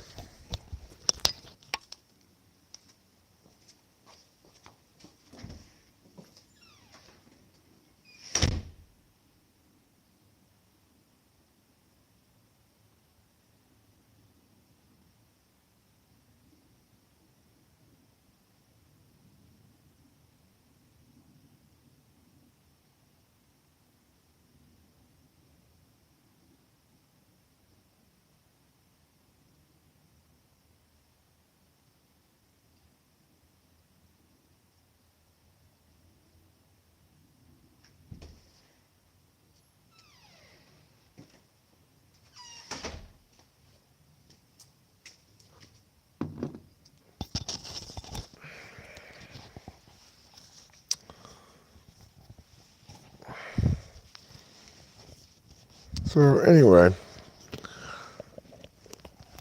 I turned out to be quite happy with both of the mushrooms that I got last time. But also, I encountered the same thing I've encountered before, which is you can take the same mushrooms on two different occasions, and phenomena specific to your mushroom trip on occasion one will be completely absent on occasion two. So the last time I took the gold caps, they made me a little bit nauseous and feel very discombobulated for quite a long time before I finally pulled into like the meat of a good trip, you know. This time, I took twice as many of them as I did last time, and I felt less than half the discombobulation, no nausea, and I didn't trip as hard. That's mushrooms. You know, that's a saying that works for poker, horse racing, and mushrooms. There ain't no guarantees in horse racing, just as there are very few in poker. Occasionally there's a guarantee, like the board's not paired, and, well, okay, if the board's not paired and you got a straight flush on the flop, and it's got the top end of the straight flush, that's basically the nuts, right? Because even if somebody hits four of a kind, you're still going to win. But generally speaking, people don't play poker with the absolute nuts, as they call them in poker. You know, a hand that's guaranteed to win no matter what. Even if they have the absolute nuts, it's almost never on the flop, you know. Maybe on the turn of the river. But the point is, most always, there's some small chance your opponent is going to suck out on the river or the turn, you know. When that happens, they say, that's poker.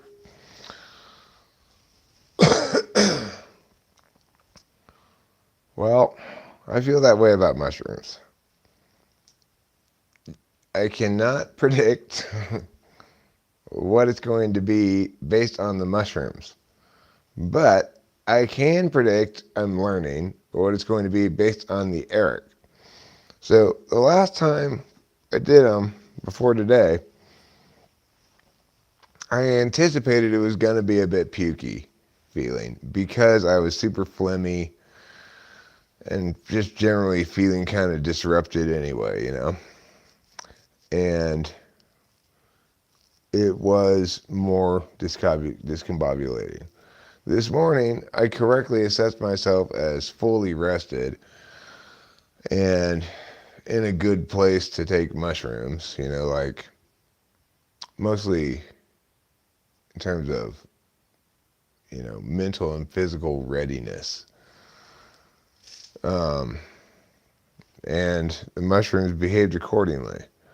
So they always say that the setting and the company you have and other factors are the primary determiners in how you're going to trip. But I think that's more true than the initial sounding of it would suggest. Golden teacher psilocybin mushrooms.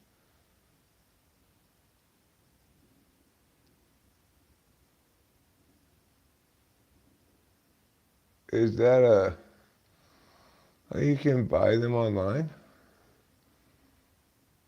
Huh. Wow.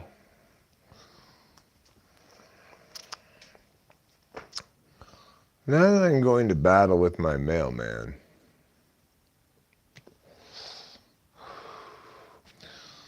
I mean, I haven't gone to battle with her yet.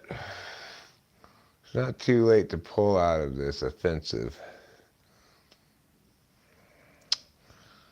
But I don't know if I can let her bullshit slide. She's pulling some ESTJ bullshit on me. And all persons, all persons are subject to the universal law. Don't fuck with Eric. The only people who were ever not subject to that are dead. Well, Delilah can fuck with me too, but Rachel can fuck with me too. But other than that, don't fuck with Eric. Rachel and Delilah don't fuck with Eric. But if they did, they could get away with it.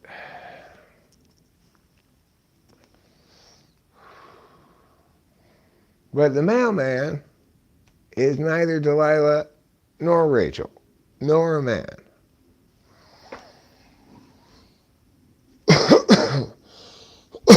She's a mailman woman.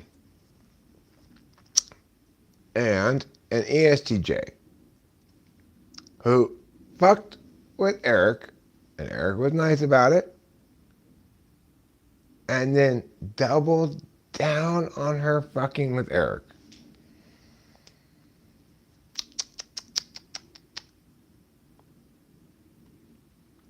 I am not happy about that. But I'm going to go in gentle Monday morning.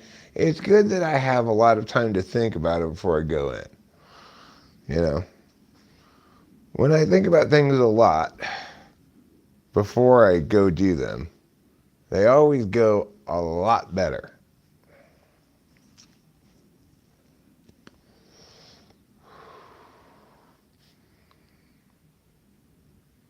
I am a deliberation tool function person. So it's important that I deliberate things out. When I rush into doing before I've deliberated adequately, that's when I make mistakes.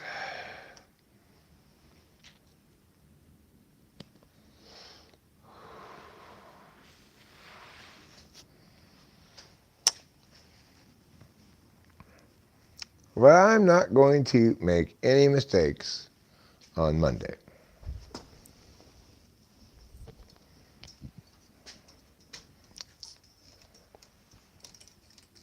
And the post office is going to get a stern finger wagging. The telephone company, in contrast, is going to get a very sympathetic Eric explaining to them that this mailman woman needs to be checked. And I don't like this shit at all. I'm coming here to tell you guys about this so that when I leave here and go to the post office and yell at them, I can tell them I've talked to you about it. Personally, I don't care if you fix it. In fact, half of me wants you not to fix it. Because this is not your problem, telephone company. This is the mailman woman's problem.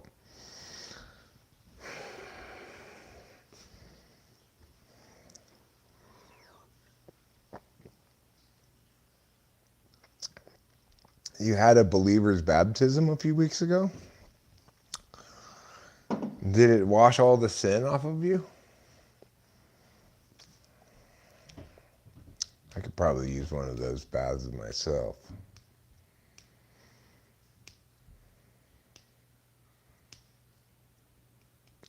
What it involves is dipping yourself in some water and somebody saying some words. That's what it involves, Winston's mom. They're water and words. And that's how you baptize. You squirt them with a hose and say, now you're baptized.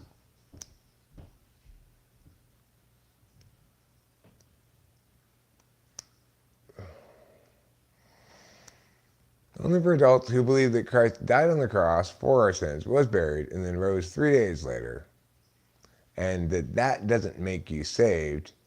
You were saved before.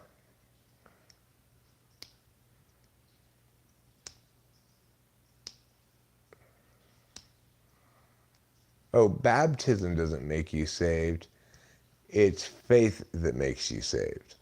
I would agree with that for sure.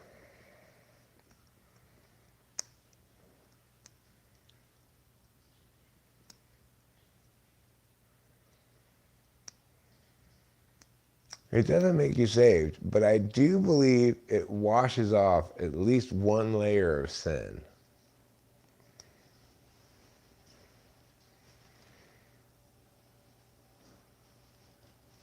Yes, we do agree on that, Michelle Way. We're both Christians.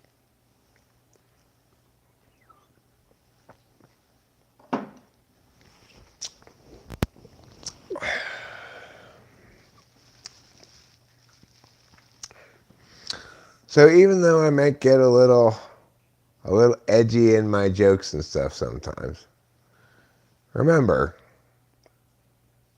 we both have the same core religious belief that faith in God and Jesus makes you saved, not works. I believe the Bible has something to say about that. Like, faith makes you saved, not works. I'm no sort of Bible expert, but I'm pretty sure that's a quote from the Bible. It's a paraphrase from the Bible.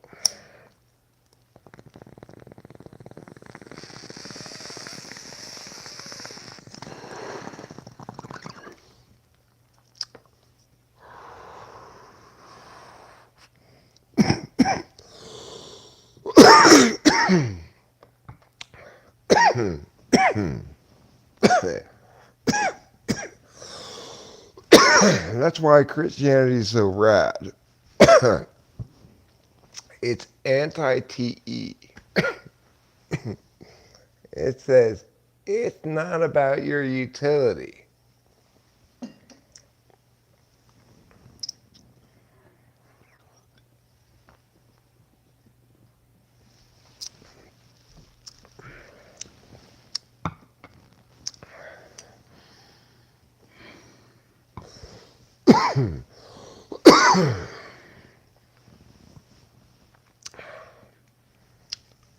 Anyways, you know who I feel bad for?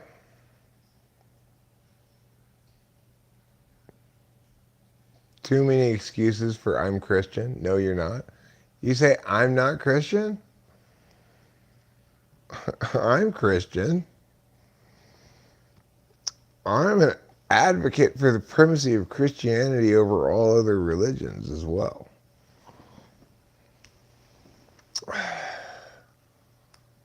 I mean, how Christian do you have to be before you get to count as Christian?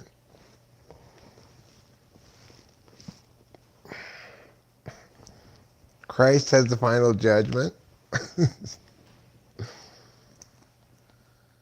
Well, I'm a supposed Christian. I think I'm an actual Christian. I mean, what do you have to do to count as an actual Christian? Isn't it just believe in Jesus?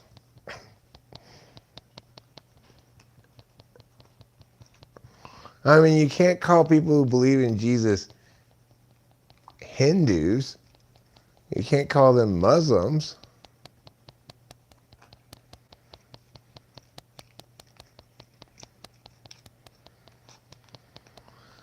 Hey, Mr. Bobby, that's a good TI argument right there you just made. If you believe it's faith over works always, you shouldn't be saying they're fake Christians. Because you wouldn't be able to tell whether they're fake or not, because you can't tell whether their faith is authentic or not. Baptists came before both.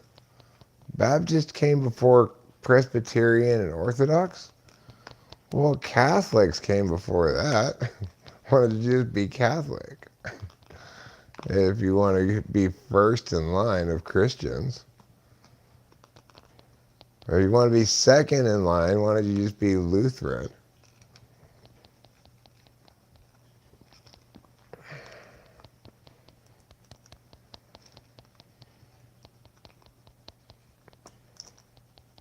Okay, well, let me rephrase that, Boba Fett. You can't believe that Jesus is your Lord and Savior and Muhammad is definitely not,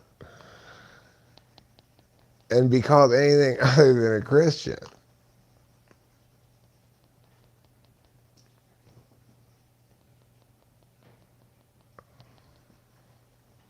The love movement. What's the love movement? The self-help movement. Well, you could call this part of the self-help movement. There's nothing wrong with people being more informed about who they are and more informed about good, healthy practices of living, you know. Love everyone. Isn't that kind of like a Jesus thing? You don't like the idea of love everyone? Charismatics. Oh. Well, I don't like the idea of love everyone either. I don't love everyone. But I do understand that all of my fellow humans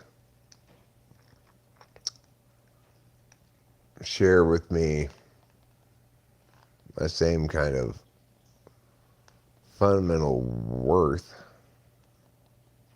Divorce is in the Bible? Does it say, Yosha got divorced?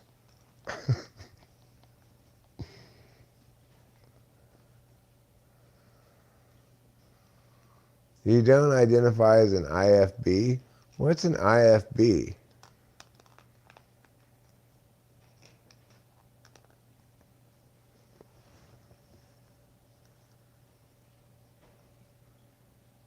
An Impala fucking bastard? Impala fuckers are bastards. Right? It's just that there are too many frames to view it under. Some theists think face itself is a work. Well, I mean, that's just defining words so that they don't mean anything.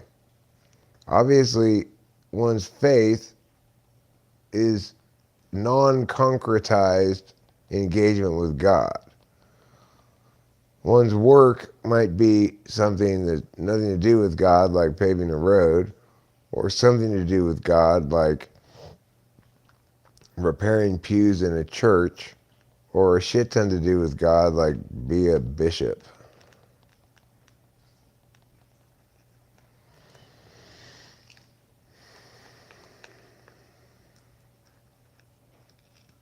I mean, ideation that's not concretized is distinct from concrete action. Trying to pretend that there's not any distinction is fucking insane. Independent fundamental Baptist. I'm an independent fundamental Baptist. I'm more Christian than you. I'm an independent fundamental Baptist. All you fake Christians are poo.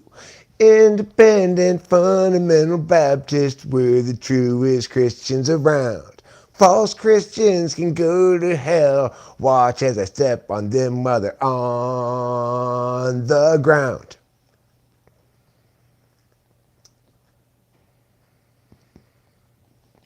False Christians. They are a plague upon this world.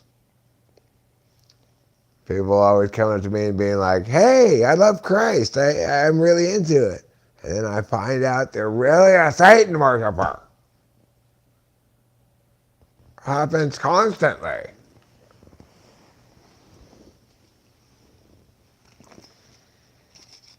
That's the best way for the Satan worshipers to hide.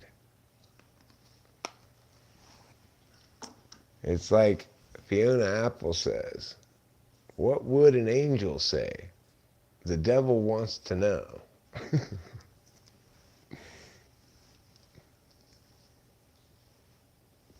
Which is such a genius lyric. Oh my God. Fiona Apple's best stuff is just so epically great. It's amazing. Good job, Fiona Apple, for making such excellent music.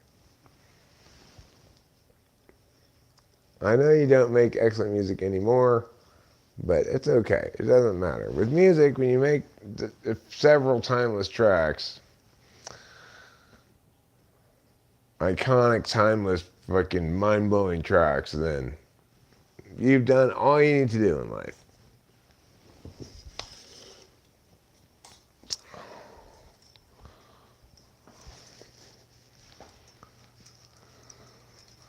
Because that's the single hardest thing to do in all of the world, is to make a mind-blowingly good, iconic song. It's the single hardest thing to do.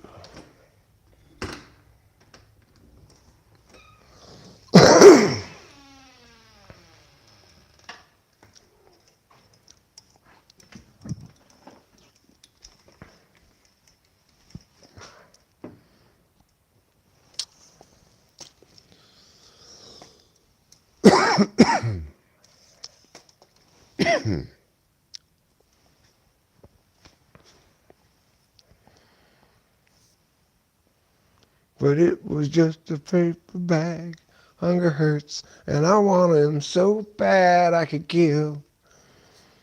You don't want to clean up. I got the moon.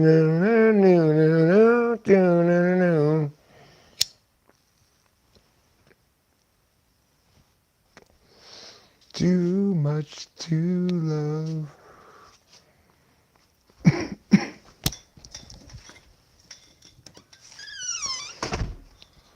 The interesting thing is, on the video, the YouTube video of that song, which is the video, it's like she made it in a train station with a bunch of like boys, like 10, 12-year-old boys, I don't know.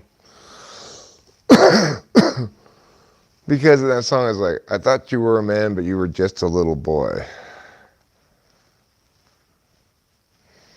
Anyway, and she dances with all this succession of boys, right?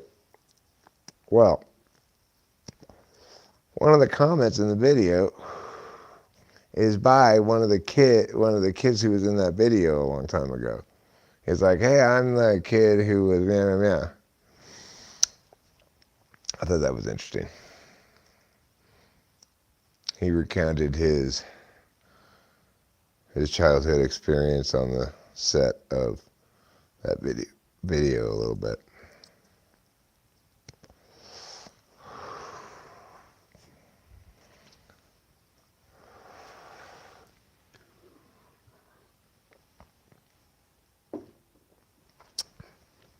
So Mattress Mac lost his $1.2 million bet on the Kentucky Derby. Although I gotta say, he definitely got $1.2 million worth of coverage for his mattress stores.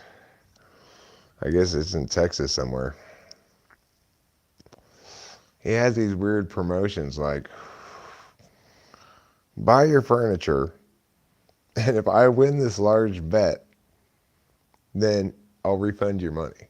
If I lose it, you bought the furniture, you know? Which is kind of a crazy promotion, right? So you're like, well, maybe let's buy this couch because we like it, and it might turn out to be free.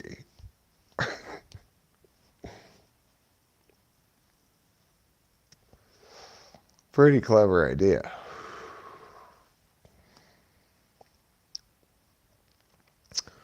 It's a good way to sell some furniture.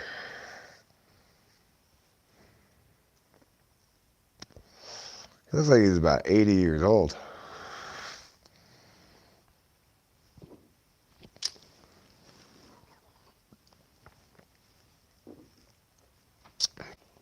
But his bet came in and changed the favorite.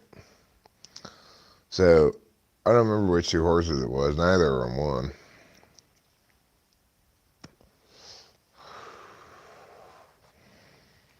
I think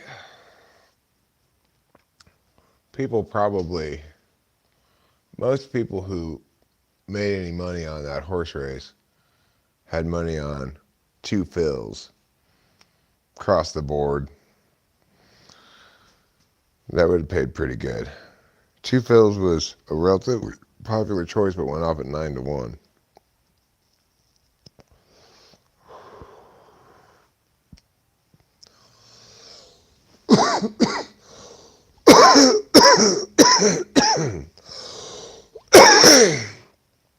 Excuse me. All this fresh air is making me cough.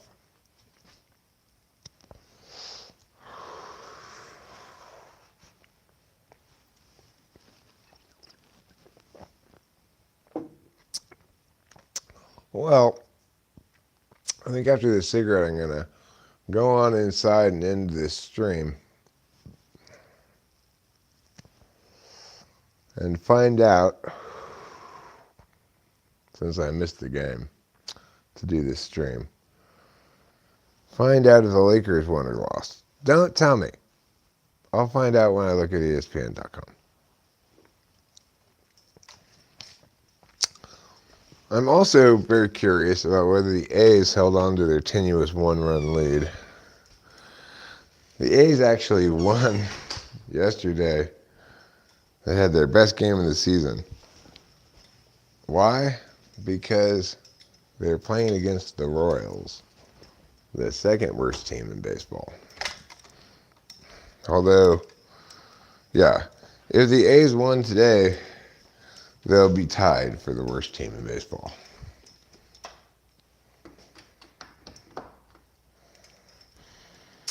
But, you know, a one-run lead in the hands of the A's bullpen is the same as a four-run lead in the hands of anybody else's bullpen.